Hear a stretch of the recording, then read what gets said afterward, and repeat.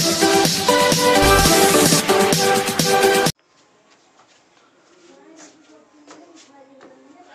everyone, I am Aniruddha Kumar Shukla and welcome to my YouTube channel IQ Study.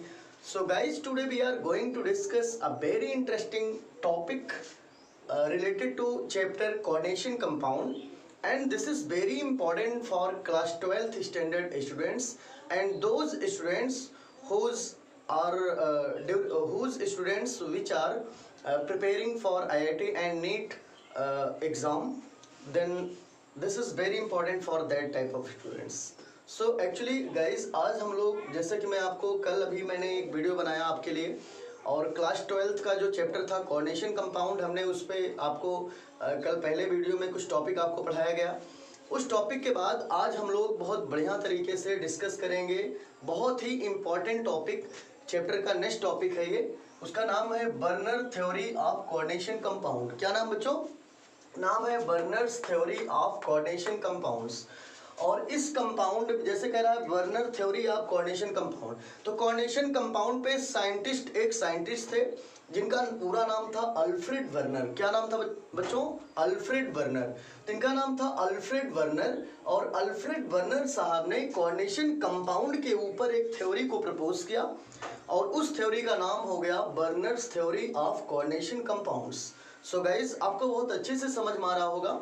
Okay तो students, अब मैं आपको Werner's theory of coordination compound का मतलब हुआ कि कोऑर्डिनेशन कंपाउंड पे जो साइंटिस्ट अल्फ्रेड वर्नर साहब ने जिस थ्योरी को प्रपोज किया उस थ्योरी को हम लोग पढ़ते हैं. ओके तो चलिए देखते हैं इन्होंने अल्फ्रेड वर्नर साहब ने क्या थ्योरी दिया कोऑर्डिनेशन कंपाउंड के ऊपर.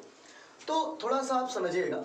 जो साइंटिस्ट अल्फ्रेड वर्नर साहब थे, इन्होंने कोऑर्डिनेशन कंपाउंड के ऊपर इन्होंने कुछ इंपॉर्टेंट टर्म्स को बताया. तो अल्फ्रेड वर्नर साहब ने कोऑर्डिनेशन कंपाउंड के ऊपर क्या बताया? अल्फ्रेड वर्नर साहब ने कोऑर्डिनेशन कंपाउंड के ऊपर बताया कि इन्होंने ये बताया कि कोऑर्डिनेशन कंपाउंड, कोई भी कोऑर्डिनेशन कंपाउंड हो, ठीक है, वो 2 टाइप की वैलेंसी रख सकता है. या आप ऐसे कह सकते हो कोई भी नहीं, सभी कोऑर्डिनेशन नहीं रख सकते हैं, लेकिन मोस्टली या कुछ ऐसे कंपाउंड हैं, या आप ऐसे कह सकते हैं कि कुछ कंपाउंड हैं जिसमें प्राइमरी सेकेंडरी दोनों होती है, कुछ ऐसे हैं जिसमें केवल सेकेंडरी होती है. तो आपको ये समझना है according to scientist Alfred Werner साहब के अकॉर्डिंग इन्होंने बताया कि कोऑर्डिनेशन कंपाउंड जो होता है ये 2 टाइप की वैलेंसी रखता है. ठीक है, और तो यहाँ पे देखो दिया भी गया है कि कोऑर्डिनेशन कंपाउंड है 2 type of valencies. It means coordination compound है 2 type of valencies. Name of the first is primary valency and second name is secondary valency. बच्चों आप बहुत अच्छे से पहले इसको समझिए, इसके बाद मैं आपको एग्जाम्पल से समझाऊंगा जिससे आपको बहुत अच्छे तरीके से, बहुत अच्छे सिस्टमेटिक वे में आपको समझ में आ जाएगा. तो चलिए, खूब बढ़िया से समझ में आ रहा है. हम लोग कौन सा टॉपिक डिस्कस कर रहे हैं बच्चों? हम लोग डिस्कस कर रहे हैं Werner's theory of coordination compound. This is very important topic. Okay तो बच्चों मैं बार बार कह रहा हूं कि बर्नर थ्योरी बहुत ही इंपॉर्टेंट है, इसलिए आप केवल देख लीजिए. प्रॉमिस हमारा है आपसे, एकदम आप गारंटी मान के चलिए, आप अच्छे से केवल वीडियो को वॉच कर लेंगे तो आपको पूरा बर्नर थ्योरी कंप्लीट हो जाएगा. फिर आपको क्वेश्चन नहीं पुटअप करना पड़ेगा सर की क्वेश्चन इसमें हमें ये नहीं समझ में आ रहा. केवल आप वीडियो को अच्छे से वॉच करिए और एकदम क्वाइट होकर. तो चलिए बच्चों देखते हैं burner theory of coordination compound में तो इसमें बताया गया कि क्या बताया गया कि साइंटिस्ट अल्फ्रेड वर्नर साहब ने कोऑर्डिनेशन कंपाउंड के ऊपर इन्होंने थ्योरी को प्रपोज किया और अल्फ्रेड वर्नर साहब ने बताया कि कोऑर्डिनेशन कंपाउंड्स जो होते हैं ये 2 टाइप की वैलेंसी रखते हैं. ठीक है, तो 2 टाइप की वैलेंसी रखते हैं. तो जो फर्स्ट नाम है, जो जैसे कि आपको बताया जा रहा है कि कोऑर्डिनेशन कंपाउंड है 2 type of valencies according to scientist Werner. Okay, coordination compound है 2 type of valencies according to scientist Alfred Werner. तो 2 टाइप की वैलेंसी में कौन कौन वैलेंसी है? पहली वैलेंसी का नाम है primary valency and secondary valency का नाम है सेकेंडरी वैलेंसी. ठीक है, प्राइमरी वैलेंसी क्या है? प्राइमरी वैलेंसी में आपको छोटा सा एक एग्जांपल बता रहा हूं बच्चों. आप यहाँ नीचे देखिएगा छोटा सा एग्जांपल. सपोज करिए कि यहाँ पर कोई मेटल है, यहाँ कोई लिगेंड है, ठीक है, यहाँ कोई लिगैंड है और बाहर भी कोई लिगैंड है। अब इसी में मैं आपको हिंट कर दूंगा। तो अल्फ्रेड बर्नर साहब के अकॉर्डिंग बच्चों, इन्होंने बताया कि बर्नर साहब ने हमको आपको बताया, क्या बताया, इन्होंने बताया कि कोऑर्डिनेशन कंपाउंड है two type of valencies. Coordination compound two type की वैलेंसी रखता है।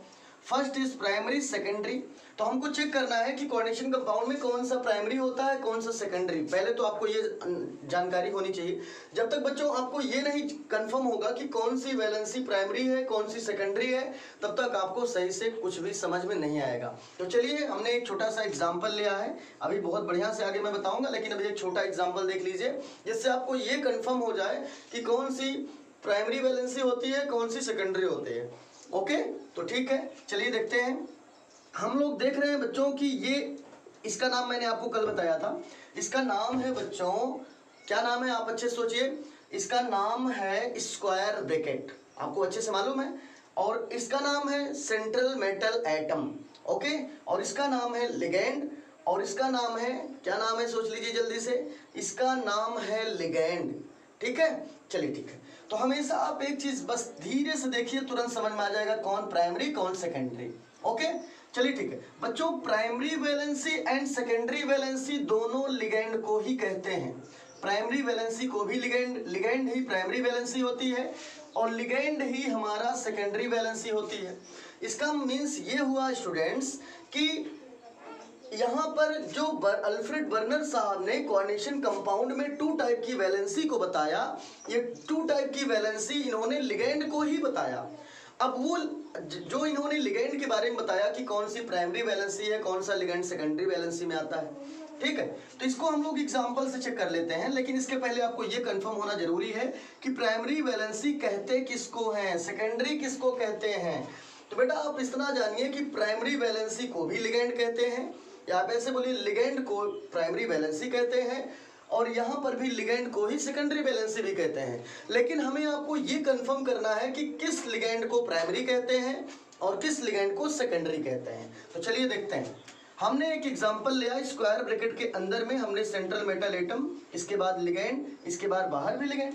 देखिएगा, हमने आपको कई बार बताया कि जो बाहर का लिगैंड होता है ये सेंट्रल मेटल से एटम से अटैच होता है, लेकिन बाई आयनिक बॉन्ड। किसके द्वारा अटैच होता है, आयनिक बॉन्ड।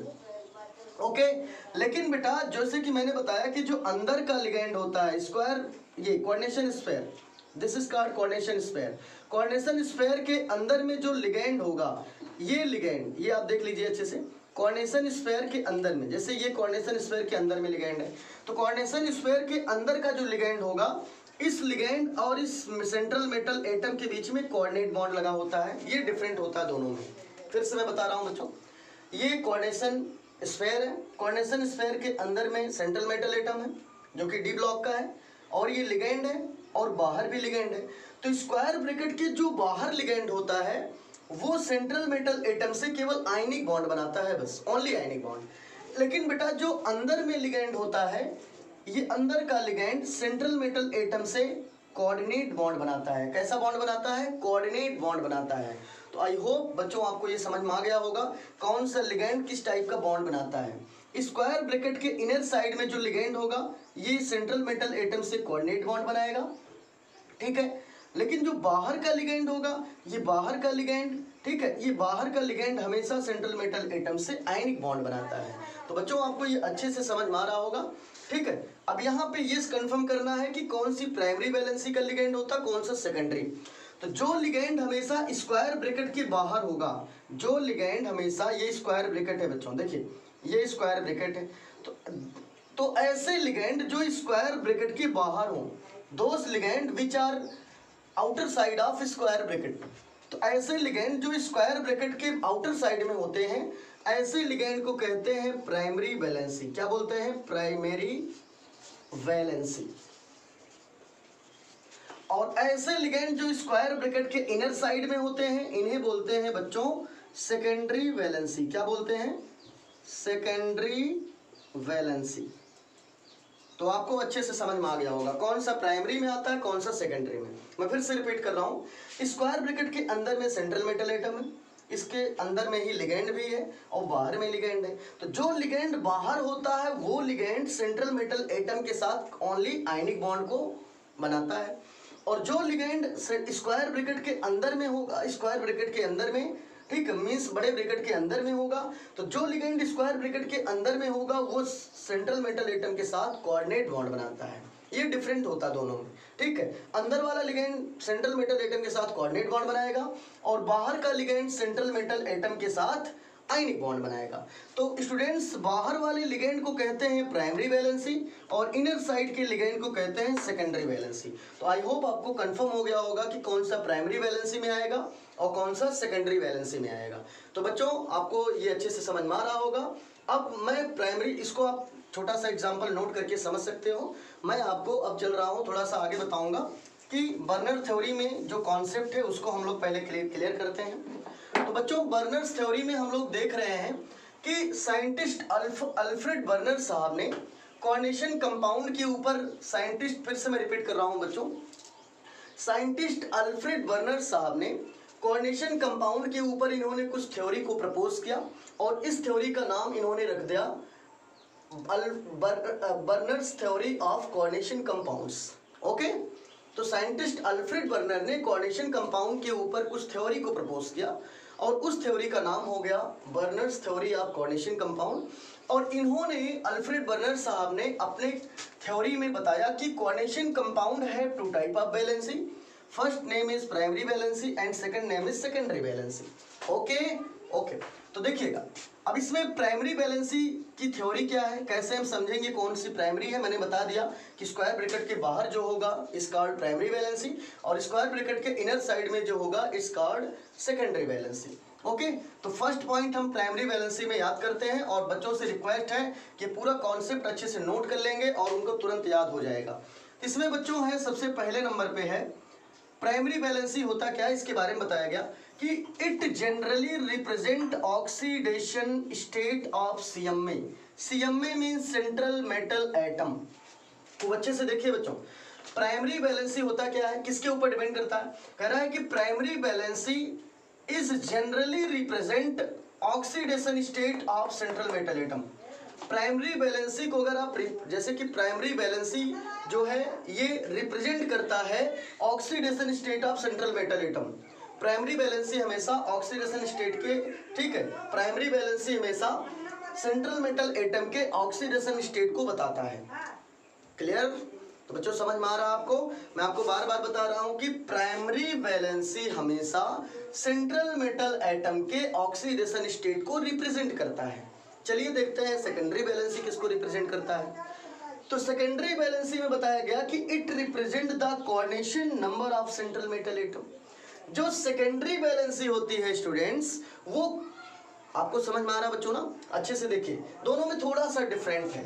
क्या डिफरेंट है कि जो प्राइमरी वैलेंसी होता है, प्राइमरी वैलेंसी हमेशा सेंट्रल मेटल एटम के ऑक्सीडेशन स्टेट पे डिपेंड करता है। इसका मतलब ये हुआ कि प्राइमरी वैलेंसी हमेशा सेंट्रल मेटल एटम के ऑक्सीडेशन स्टेट को रिप्रेजेंट करता है, लेकिन स्टूडेंट्स सेकेंडरी वैलेंसी हमेशा coordination number of central metal atom. इसका मतलब हुआ कि सेकेंडरी वैलेंसी बच्चों हमेशा सेंट्रल मेटल एटम के कोऑर्डिनेशन नंबर को रिप्रेजेंट करता है। बहुत सिंपल है। सिंपल ये है कि प्राइमरी वैलेंसी हमेशा सेंट्रल मेटल एटम के ऑक्सीडेशन स्टेट को बताता है। प्राइमरी वैलेंसी हमेशा सेंट्रल मेटल एटम के ऑक्सीडेशन स्टेट को बताता है, लेकिन सेकेंडरी वैलेंसी हमेशा सेंट्रल मेटल एटम के कोऑर्डिनेशन नंबर को बताता है। ये डिफरेंट है। तो समझ में आ गया होगा आपको अच्छे से कि कोई पूछता है सेकेंडरी वैलेंसी किसको रिप्रेजेंट करेगा, तो आपका आंसर होगा सेकेंडरी वैलेंसी हमेशा सेंट्रल मेटल एटम के कोऑर्डिनेशन नंबर को रिप्रेजेंट करता है, ठीक है। लेकिन प्राइमरी वैलेंसी हमेशा सेंट्रल मेटल एटम के ऑक्सीडेशन स्टेट को बताता है। Primary valency central metal atom के ऑक्सीडेशन स्टेट को बताएगा और सेकेंडरी वैलेंसी हमेशा कोऑर्डिनेशन सेंट्रल मेटल एटम के कोऑर्डिनेशन नंबर को रिप्रेजेंट करेगा। ये पहला पॉइंट बहुत अच्छे से समझ में आ गया होगा, और ये जितना ज़्यादा अच्छे से समझ में आए उतना ही बढ़िया भी है, क्योंकि जब तक आपको समझ में नहीं आता है तब तक मज़ा नहीं आता है। ठीक बच्चों, तो आपको ये समझ में आ गया होगा कि ये सेकेंड पॉइंट है, और सेकेंड पॉइंट में पहला पॉइंट आपको समझ में आ गया। मैंने बता दिया कि प्राइमरी वैलेंसी प्राइमरी वैलेंसी हमेशा सेंट्रल मेटल एटम के ऑक्सीडेशन स्टेट को रिप्रेजेंट करेगा और सेकेंडरी वैलेंसी हमेशा सेंट्रल मेटल एटम के कोऑर्डिनेशन नंबर को रिप्रेजेंट करेगा। तो बच्चों आपको बहुत अच्छे से समझ में आ गया होगा, ठीक है। चलिए हम लोग चलते हैं दूसरे पॉइंट पे। सेकेंड पॉइंट है प्राइमरी वैलेंसी में सेकेंड पॉइंट है, ओके 1 मिनट बच्चों मैं बता रहा हूँ, 1 मिनट होल्ड कर रहा हूँ।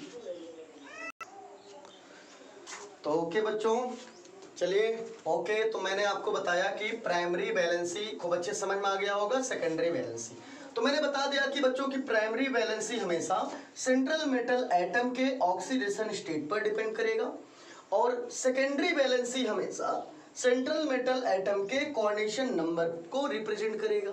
ओके तो चलिए पहला पॉइंट समझ में आ गया। चलते हैं हम लोग दूसरे पॉइंट पे, सेकेंड पॉइंट पे। बर्नर साहब कहते हैं कि प्राइमरी वैलेंसी हमेशा आयोनाइजेबल पार्ट होता है। बर्नर साहब के अकॉर्डिंग इन्होंने बताया कि कोऑर्डिनेशन कंपाउंड में जो प्राइमरी वैलेंसी होता है वो हमेशा आयोनाइजेबल होता है। क्या होता है? Ionisable. It means primary valency is ionisable part. जो प्राइमरी वैलेंसी है वो एक आयोनाइजेबल पार्ट होता है। ओके सेकेंडरी वैलेंसी में इन्होंने क्या बताया? इन्होंने बताया कि इट इज नॉट आयोनाइजेबल। जो सेकेंडरी वैलेंसी के ग्रुप होते हैं वो नॉन आयोनाइजेबल होते हैं। ओके बहुत अच्छे से देखो, 3 पॉइंट मेन है जो आपको अच्छे से कोऑर्डिनेशन कंपाउंड को अच्छे से एक्सप्लेन कर देता है, ठीक है। तो कोऑर्डिनेशन कंपाउंड पर जो थ्योरी दिया गया अकॉर्डिंग टू साइंटिस्ट बर्नर साहब के अकॉर्डिंग, इन्होंने जो कोऑर्डिनेशन कंपाउंड पे थ्योरी को प्रपोज किया, इन्होंने बताया कि coordination compound have 2 type of valency, primary secondary, ठीक है। तो प्राइमरी वैलेंसी में इन्होंने बताया कि सेंट्रल मेटल एटम, ठीक है, जनरली रिप्रेजेंट करता है ऑक्सीडेशन स्टेट को, और इन्होंने दूसरा बताया कि सेकेंडरी वैलेंसी हमेशा सेंट्रल मेटल एटम के कोऑर्डिनेशन नंबर को रिप्रेजेंट करता है। दूसरा प्राइमरी वैलेंसी में बताया गया कि इट इज आयोनाइजेबल।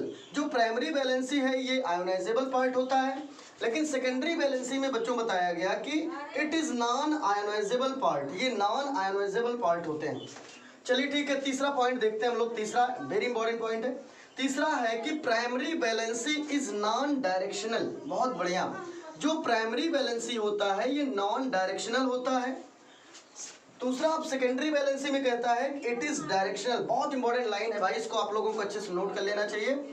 कहता है कि बर्नर साहब कहते हैं, अल्फ्रेड बर्नर साहब कहते हैं कि primary valency is non directional.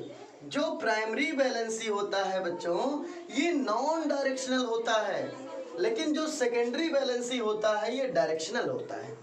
तो आई होप आपको बर्नर थ्योरी बहुत अच्छे से समझ में आ गई होगी। कोई आपसे पूछता है भाई बर्नर थ्योरी बताओ, तो आप बताओगे scientist according to scientist Alfred Werner के according coordination compound have 2 type of valency.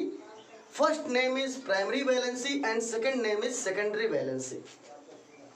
Primary valency is represent, समझ में आ रहा है बच्चों? कहता है कि primary valency is generally represent oxidation state of central metal atom.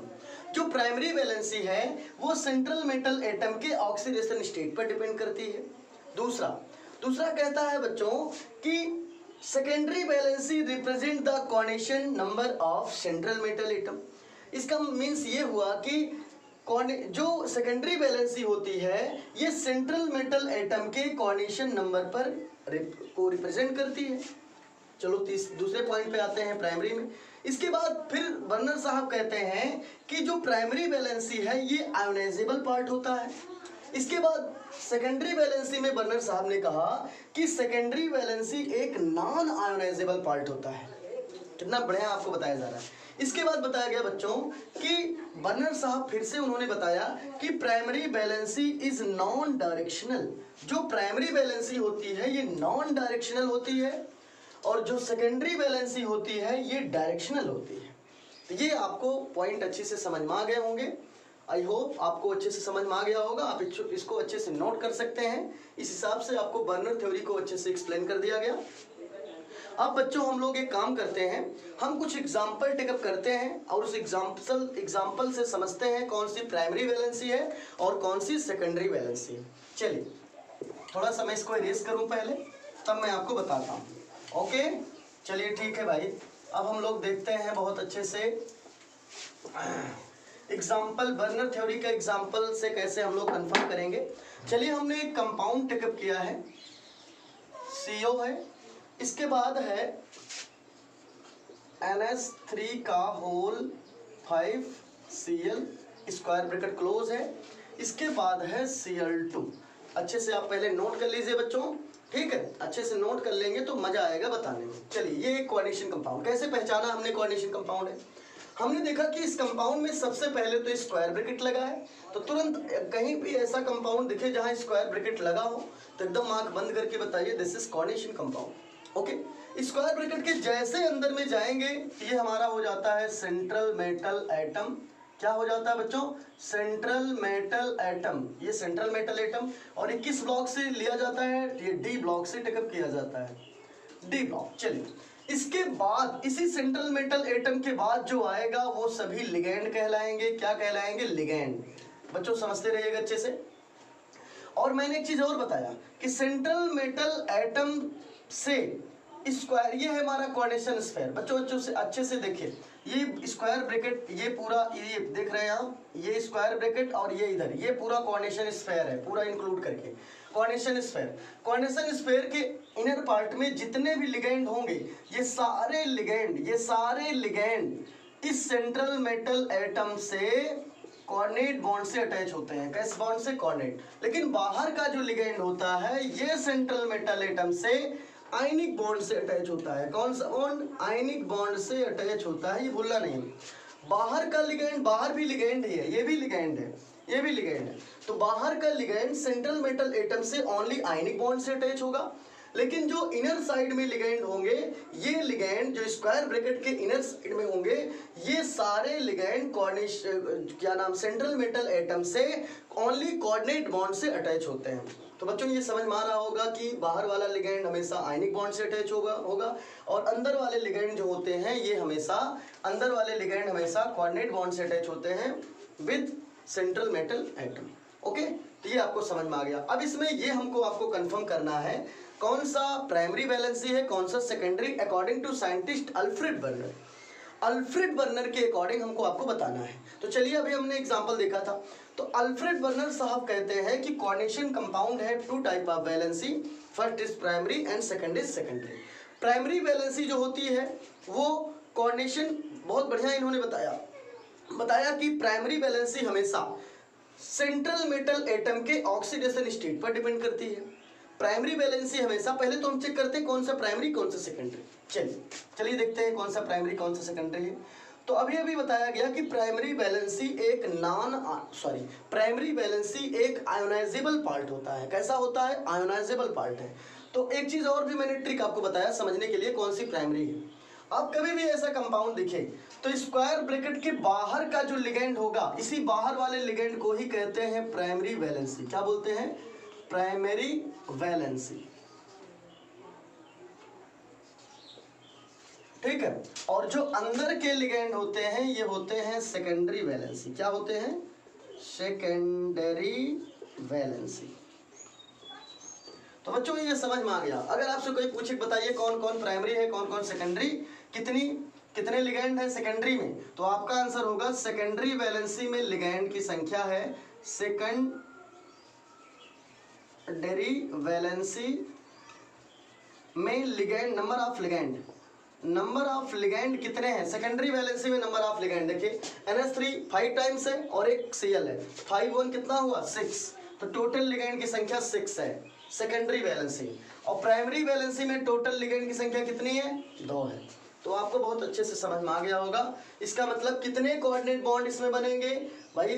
5 इधर से, एक इधर से, 6 कोऑर्डिनेट बॉन्ड बनेंगे इसके साथ और 2 आयनिक बॉन्ड बनेंगे। मैंने आपको बार बार बताया कि अंदर के लिगैंड कोऑर्डिनेट बॉन्ड बनाते हैं, ठीक है। तो ये दोनों लिगैंड कोऑर्डिनेट बॉन्ड बनाएंगे, लेकिन कितने बनेंगे ये डिपेंड करता है कितनी नंबर पर। जैसे NH3 का होल 5, तो 5 और 6 कोऑर्डिनेट बॉन्ड बनेगा विद कोबाल्ट के साथ। और Cl2 हमारा कैसा लिगैंड है? ये हमारा प्राइमरी वैलेंसी का लिगैंड है, ठीक है। तो प्राइमरी वैलेंसी का जो लिगेंड होता है ये हमेशा आयनिक बॉन्ड बनाता है विद सेंट्रल मेटल एटम। तो ये हो गया, तो ये हमारा अंदर के जितने भी लिगेंड होंगे सभी सेकेंडरी वैलेंसी, बाहर के प्राइमरी वैलेंसी। बाहर वाला जो लिगेंड है ये डिपेंड करता है, ये जनरली रिप्रेजेंट करता है oxidation state of central metal atom. Outer का लिगेंड जो प्राइमरी वैलेंसी का लिगेंड है ये सेंट्रल मेटल एटम के ऑक्सीडेशन स्टेट को शो करेगा, इसके ऑक्सीडेशन स्टेट को शो करता है। लेकिन जो सेकेंडरी वैलेंसी होता है, सेकेंडरी वैलेंसी हमेशा सेंट्रल मेटल एटम के कोऑर्डिनेशन नंबर को शो करता है, ये बताता है कितने कोऑर्डिनेशन नंबर बन रहे हैं इसमें। ओके, इसके बाद बताया गया अकॉर्डिंग टू साइंटिस्ट बर्नर साहब के अकॉर्डिंग बताया गया कि प्राइमरी वैलेंसी एक आयोनाइजेबल पार्ट होता है। तो जैसे कि ये प्राइमरी वैलेंसी है तो प्राइमरी वैलेंसी इज आयोनाइजेबल, तो ये आयोनाइजेबल होता है। और जो अंदर के लिगेंड हैं ये नॉन आयोनाइजेबल होते हैं। क्या होते हैं? Non ionisable. ठीक है, इसके बाद अगला पॉइंट जो था अकॉर्डिंग टू साइंटिस्ट बर्नर, इनके अकॉर्डिंग था कि प्राइमरी वैलेंसी जो होते हैं ये नॉन डायरेक्शनल होते हैं। क्या होते हैं बच्चों? Non directional. प्राइमरी वैलेंसी जो होते हैं बच्चों ये नॉन डायरेक्शनल होते हैं, non directional,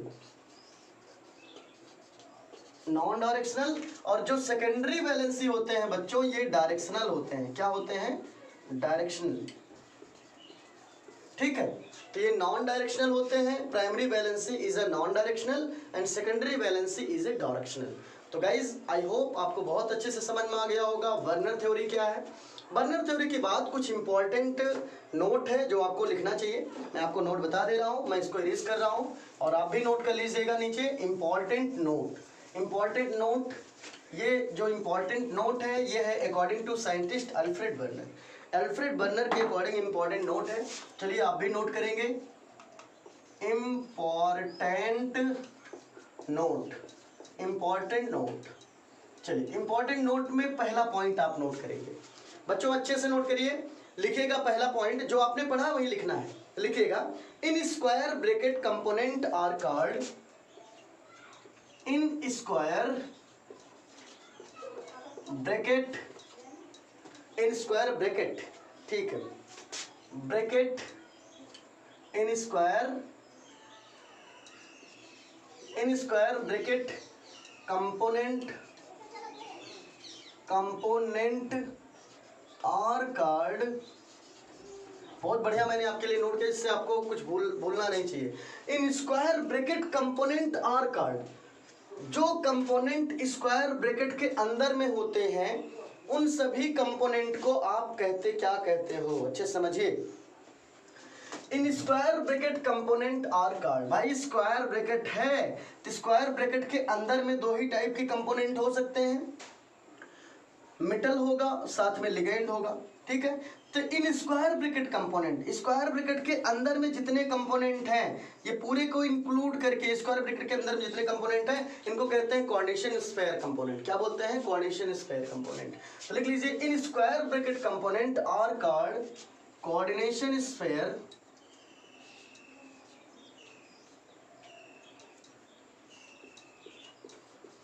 coordination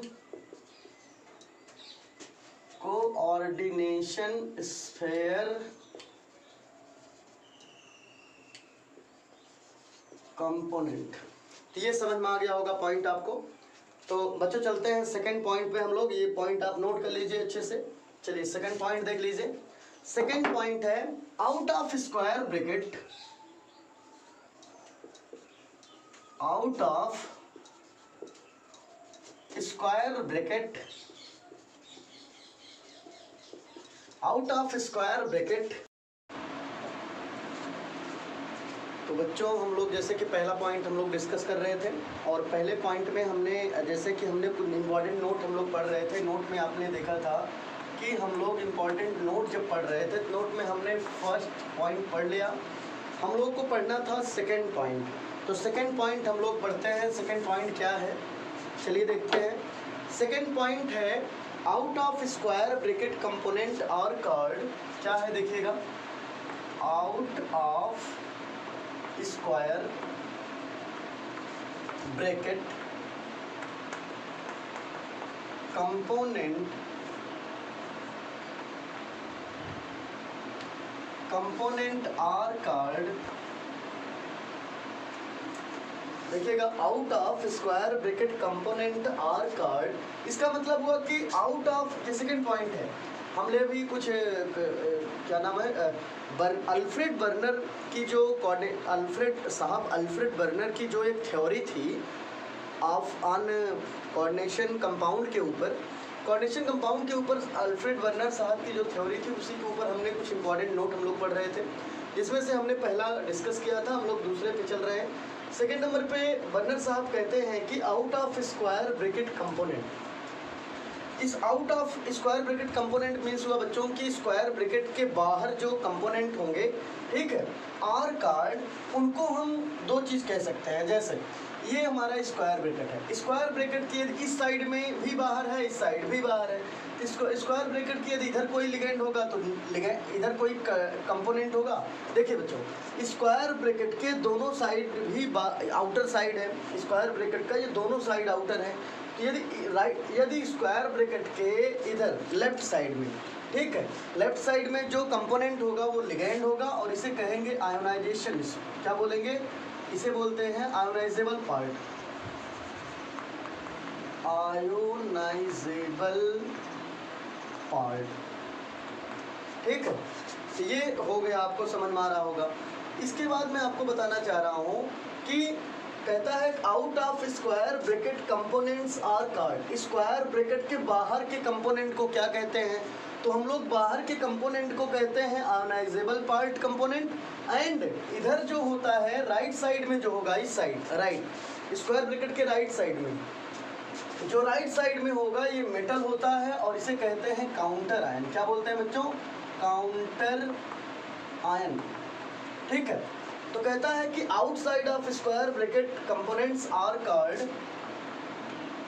counter ion और अथवा आयोनाइजेबल पार्ट और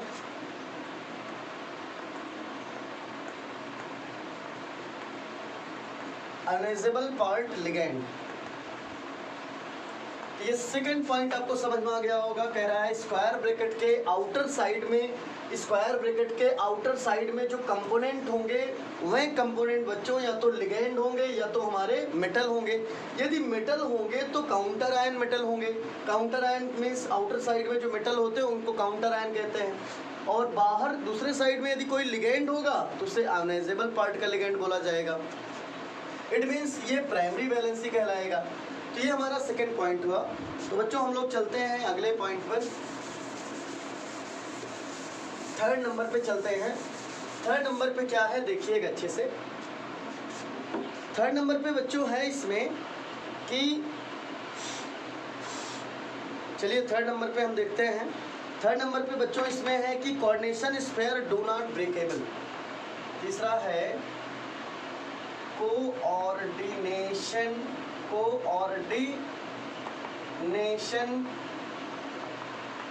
स्फीयर डू नॉट ब्रेकेबल। इसका मतलब हुआ coordination sphere do not breakable. जो कोऑर्डिनेशन स्फीयर होते हैं वह ब्रेकेबल नहीं होते हैं। इसका मतलब बच्चों ये हुआ स्क्वायर ब्रैकेट के अंदर में जितने भी कंपोनेंट होंगे वह कंपोनेंट ब्रेकेबल नहीं है, उनको हम ब्रेक नहीं कर सकते हैं, ठीक है। और फोर्थ पॉइंट है बच्चों, फोर्थ है कि ionisable part is always breakable. इसको आप प्राइमरी वैलेंसी कहते हो। आयोनाइजेबल पार्ट ब्रैकेट में आप लिख सकते हो प्राइमरी वैलेंसी। प्राइमरी वैलेंसी तो आप कह सकते हो ionisable part means primary valency और ब्रेकेबल। तो बच्चों आई होप आपको बहुत अच्छे से समझ में आ गया होगा। ये इतने 4 इंपॉर्टेंट नोट्स थे। अब हम लोग चलते हैं, एक टॉपिक और बचा है थोड़ा, उसको हम लोग देख लेते हैं। बहुत इंपॉर्टेंट एग्जाम्पल है, ठीक है। उस एग्जाम्पल को हम लोग अच्छे से नोट कर लेते हैं।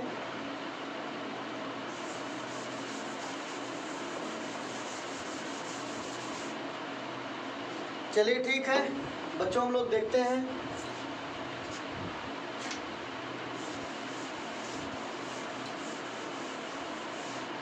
चलिए तो हम लोग जो है एक एग्जाम्पल लेते हैं। Now let us take a example. हम एक एग्जाम्पल लेते हैं, जैसे कि दिया है कोबाल्ट है NH3 का whole 5Cl outer square bracket के बाहर साइड में Cl2। अब हमें इस एग्जाम्पल का हमें primary valency and secondary valency कैसे सेंट्रल मेटल एटम से बाउंड करते हैं, आपस में कैसे लिंक्ड करते हैं, ये हमें अच्छे से देखना है। तो बच्चों सबसे पहले हम एक काम करेंगे, जैसे स्क्वायर ब्रैकेट लगा है वैसे आप भी स्क्वायर ब्रैकेट लगा लीजिए। चलिए लगा लिए। अब इसके बाद हम क्या करेंगे बच्चों कि सबसे पहले हम सेंट्रल मेटल एटम को नोट करते हैं। सेंट्रल मेटल एटम, अब मैंने आपको बताया है कि जो प्राइमरी वैलेंसी होगा, primary valency central metal atom से केवल आयनिक बॉन्ड से अटैच होता है, ओनली आयनिक बॉन्ड से अटैच होता है।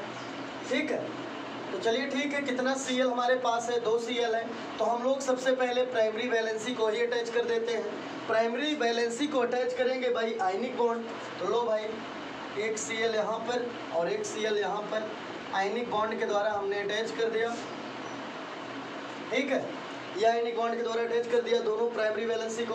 अब अंदर में जो सेकेंडरी वैलेंसी है, हमने आपको बताया है कि secondary valency central metal atom से ओनली कोऑर्डिनेट बॉन्ड से अटैच होगा।